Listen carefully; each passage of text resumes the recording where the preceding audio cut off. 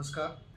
उमेदच्या सर्व अधिकारी, कर्मचारी, लाभार्थी तसेच ग्रामपातळीवर काम करणाऱ्या सर्वांना जागतिक एड्स दिनानिमित्त हार्दिक शुभेच्छा.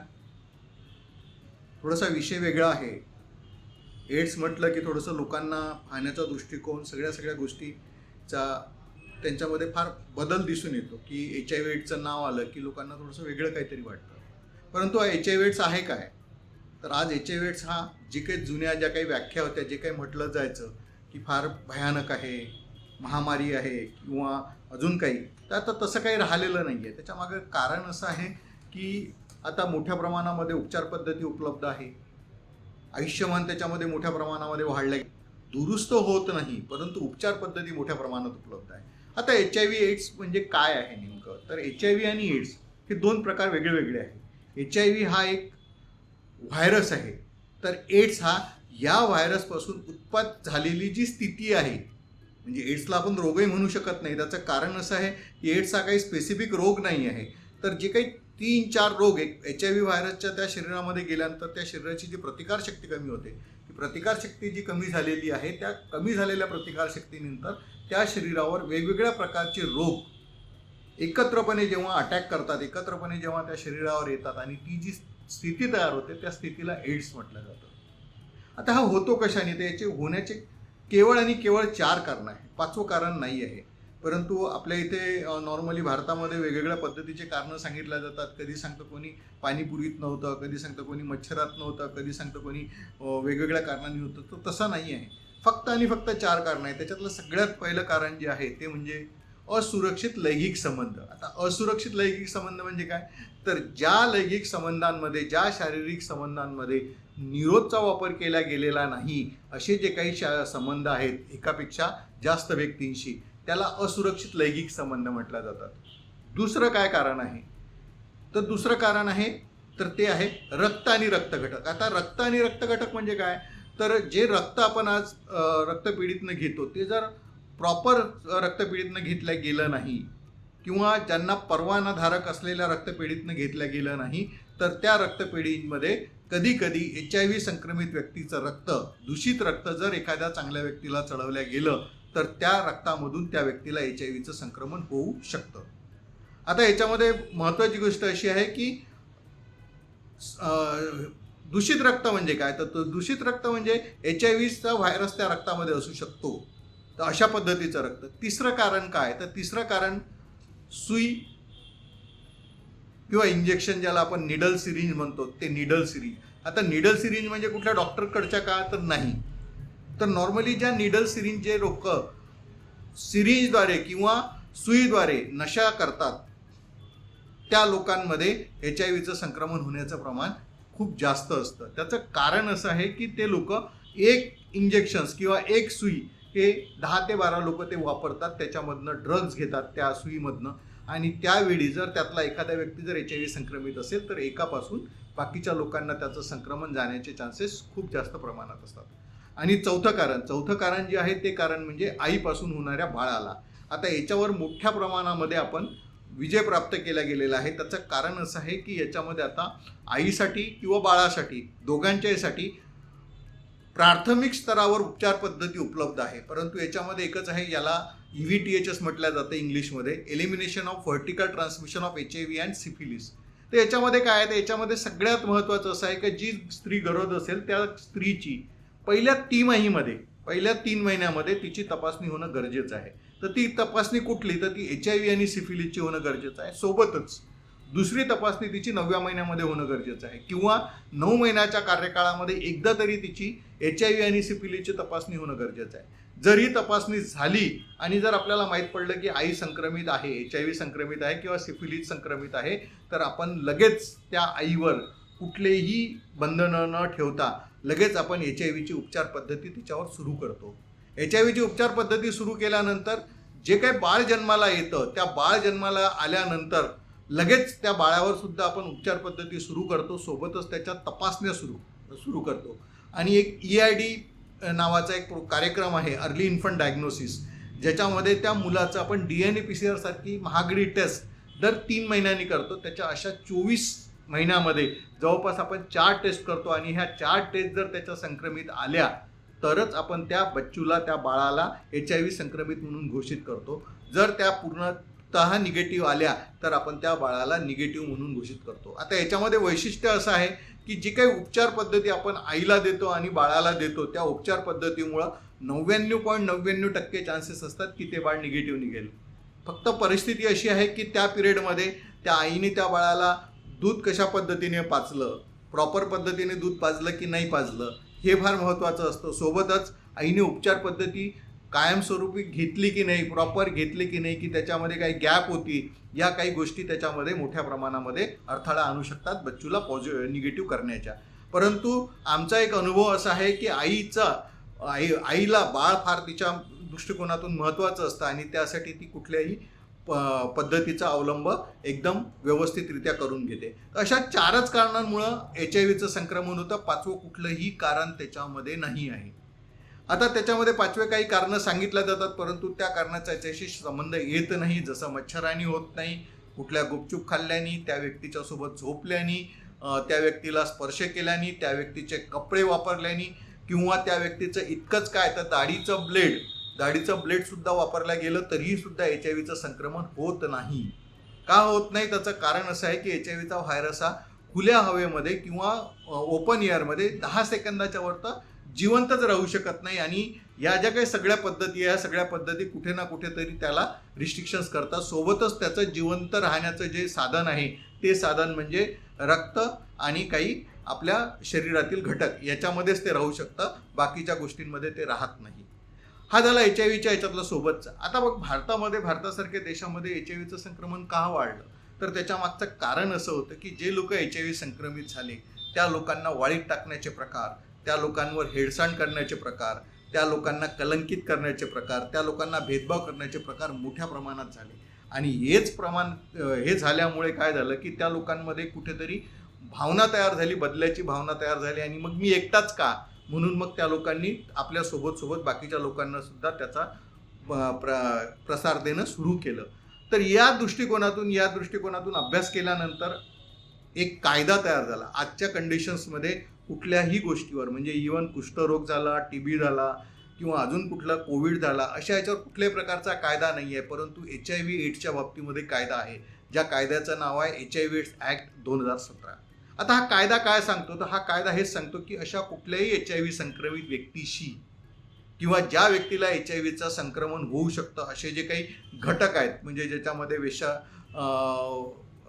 वेश्याच्या व्यवसायामध्ये ज्या समाविष्ट असलेल्या महिला आहेत किंवा ट्रक ड्रायव्हर्स आहेत, स्थलांतरित कामगार आहे, ट्रान्सजेंडर म्हणजे हिजडे आहेत, अशा पद्धतीचे जे लोक आहेत, अशा कुठल्याही व्यक्तीने जर त्यासोबत भेदभाव केला किंवा त्याच्यामध्ये कलंकित होण्याची काही भावना निर्माण केली तर या कायद्याच्या अनुषंगाने त्याच्यावर कठोर कारवाई केल्या जाते.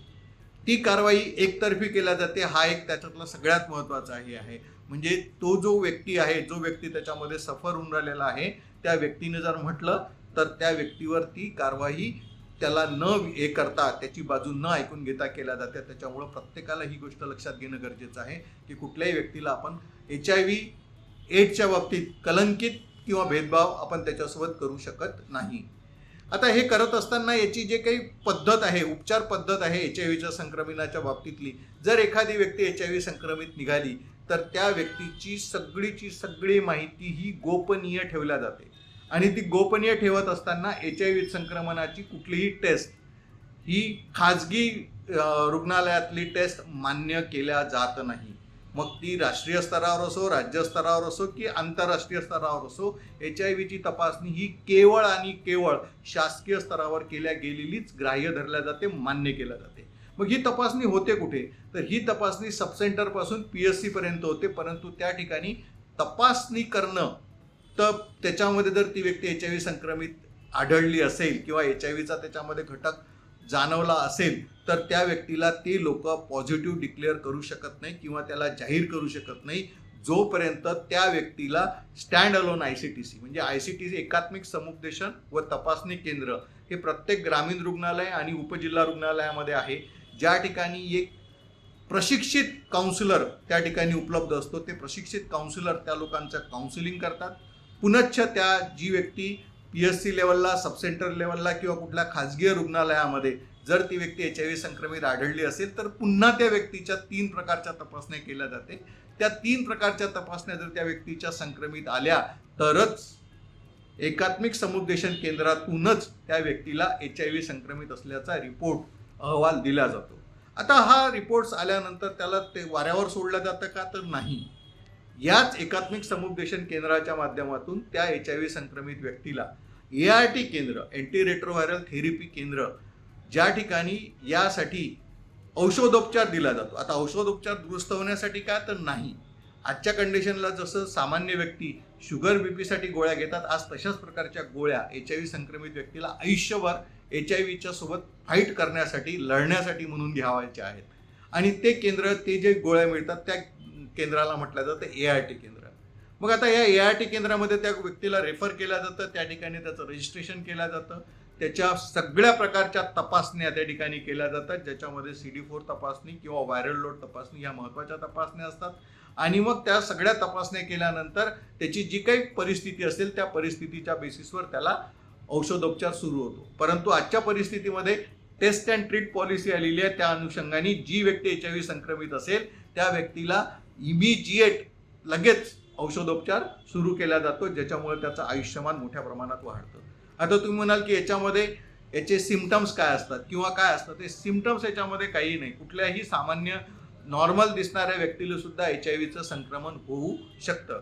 कारण याचे असणारे सिम्पटम्स आहेत, हे सिम्पटम्स स्पेसिफिकली नॉर्मली लोकांना जे व्हायरल फिवर येतात किंवा व्हायरल कुठल्या प्रकारचे त्रास होतात, सर्दी खोकला सुद्धा याच्यामध्ये असू शकतो, याच्यामध्ये तापही असू शकतो किंवा याच्यामध्ये उलट्या जुलाबही असू शकतो. अशा पद्धतीचे सुद्धा सिम्पटम्स त्या लोकांना येऊ शकतात. परंतु हे सिम्पटम्स HIVचेच आहेत असं नाही, तर हे सिम्पटम्स वेगळ्या पद्धतीचे सुद्धा आहेत. त्याच्यामुळं HIVची तपासणी केल्याशिवाय कुठलीही व्यक्ती HIV संक्रमित आहे हे मानल्या जात नाही, जोपर्यंत त्याची तपासणी केल्या जात नाही.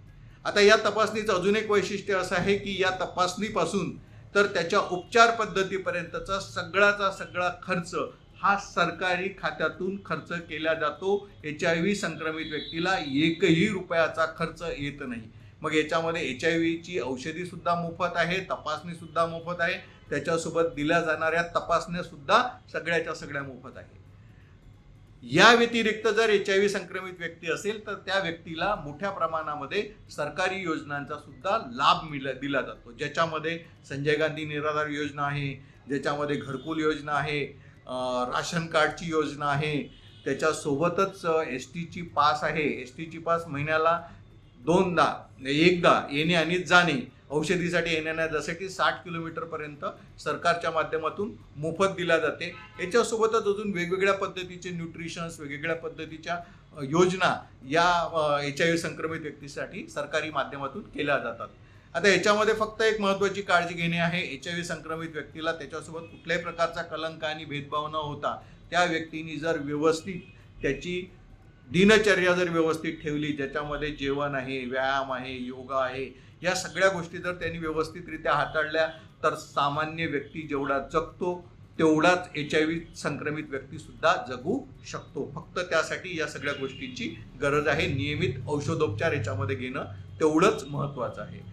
यासोबत एक महत्त्वाची गोष्ट आहे, ती महत्त्वाची गोष्ट अशी आहे की मला असं वाटतं प्रत्येक व्यक्तीने, प्रत्येक स्त्रीने, प्रत्येक पुरुषाने ज्याचं वय 18 वर्षाच्या वरती आहे त्यांनी एकदा तरी आपली HIVची तपासणी करून घ्यावी, जेणेकरून आपल्याला एक निर्धास्तपणे जगता येईल की मी HIV संक्रमित नाही आहे. परंतु जर त्याच्यानंतर जर आपण काही गोष्टी हाय रिस्क बिहेवियर केलं, ज्याला अति जोखीम गटाचं काम केलं, ज्याच्यामध्ये तुमचं असुरक्षित लैंगिक संबंध आहे किंवा नशा कुठल्या पद्धतीचे घेतल्या गेली, रक्त कुठल्या पद्धतीचं घेतलं गेलं, अशा पद्धतीचं जर काही झालं तर त्याच्यानंतर सुद्धा त्याला HIVची तपासणी करून घेणं गरजेचं आहे. आता याच्यामध्ये एक महत्त्वाची गोष्ट ही आहे की HIVचा व्हायरस जर एखाद्याच्या शरीरामध्ये गेला तर तो शरीरातील व्हायरस 6 महिन्यापर्यंत कुठल्याही प्रकारच्या तपासणीमध्ये शक्यतोपर्यंत आढळून येत नाही. त्याच्यामुळं जर त्या एखाद्या व्यक्तीने जर आज हाय रिस्क बिहेवियर केलं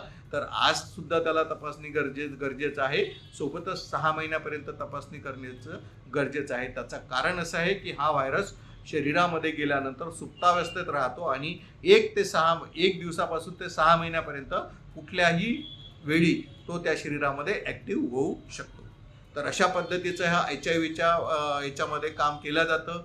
यासाठी मोठ्या प्रमाणामध्ये समुपदेशन केंद्र अमरावती जिल्ह्यामध्ये 15 समुपदेशन केंद्र ग्रामीण रुग्णालय, उपजिल्हा रुग्णालय आणि जिल्हा रुग्णालयांमध्ये आहे. सोबतच जिल्ह्यातील सगळ्या PSC, सगळ्या प्राथमिक आरोग्य केंद्रामध्ये तपासणीची सुविधा उपलब्ध आहे. त्यासोबतच ज्या काही शहरी आरोग्य सेवा केंद्र आहे त्या ठिकाणी सुद्धा मोठ्या प्रमाणात तपासणीची सुविधा उपलब्ध आहे. सोबतच 75 खाजगी रुग्णालयामध्ये सुद्धा आपण ही तपासणी उपलब्ध करून दिलेली आहे, ज्यामध्ये ते लोक नॉमिनल चार्जेस त्या व्यक्तीकडनं घेतात आणि त्याची तपासणी करून देतात. परंतु ते जर तिथे व्यक्ती संक्रमित आली तर त्याला रेफर हे सरकारी खात्यामध्येच केलं जातं. याच्यासोबतच एक महत्त्वाचा विषय महिलांच्या दृष्टिकोनातून आहे, तो म्हणजे लैंगिक आजाराचा, ज्याला आम्ही STD म्हणतो. DSRC नावाचे 2 सेंटर्स, एक डफरीनमध्ये आणि एक इरविनमध्ये उपलब्ध आहे, ज्या ठिकाणी कुठल्याही पद्धतीचा लैंगिक आजार, ज्याला आपण गुप्तरोग म्हणतो, अशा पद्धतीचा जर गुप्तरोग महिला पुरुष कोणालाही झाला असेल तर त्या ठिकाणी मोफत समुपदेशन आणि मोफत उपचार त्या ठिकाणी केला जातो. त्याची सुद्धा माहिती ही पूर्णची पूर्ण गोपनीय ठेवल्या जाते. जशी HIVची माहिती गोपनीय ठेवल्या जाते तशीच याची सुद्धा माहिती गोपनीय ठेवल्या जातं. इतकंच काय, ते HIVच्या माहितीमध्ये जर त्या महिलेला वाटत असेल की आपल्या नवऱ्याला ही गोष्ट माहीत होऊ नये तर त्याच्यासोबत सुद्धा शेअर केला जात नाही, किंवा नवऱ्याला वाटत असेल बायकोला माहीत होऊ नये तर त्याच्यासोबत सुद्धा शेअर केला जात नाही, काही कंडिशन्स ठेवून. तर अशा पद्धतीचा हा HIVचा कार्यक्रम आहे. मला असं वाटतं की प्रत्येक ग्रामीण भागामध्ये काम करणाऱ्या, आरोग्यविषयक काम करणाऱ्या प्रत्येक कर्मचाऱ्यांनी, अधिकाऱ्यांनी या बाबतीमध्ये मदत करावी. कारण एक HIV संक्रमित व्यक्ती निघणं म्हणजे त्याच्यासोबतच त्याच्या संसाराचं, त्याच्या शहराचं, त्याच्या गावाचं, त्याच्या जिल्ह्याचं, राज्याचं, सोबतच देशाचं नुकसान आहे. कारण HIV संक्रमित व्यक्तीला दिला जाणारा औषधोपचार हा काही स्वस्त नाही आहे. हा फार महागडा औषधोपचार आहे आणि म्हणून तो सरकारी खात्यातून मोफत दिला जातो. परंतु तो खर्च आपल्यावर पडू नये, कारण हा आपल्या टॅक्समधूनच दिला जातो. म्हणून माझी सगळ्यांना हात जोडून विनंती आहे की जर होत असेल तर लवकरात लवकर लोकांची HIV तपासणी करण्यासाठी मदत करावी. आणि सोबतच जर एखादी व्यक्ती HIV संक्रमित सापडली तर त्या व्यक्तीला सरकारी औषधोपचार केंद्रामध्ये, ART केंद्रामध्ये किंवा ICTC केंद्रामध्ये किती लवकर पाठवता येईल याचा पुरेपूर प्रयत्न करावा. धन्यवाद.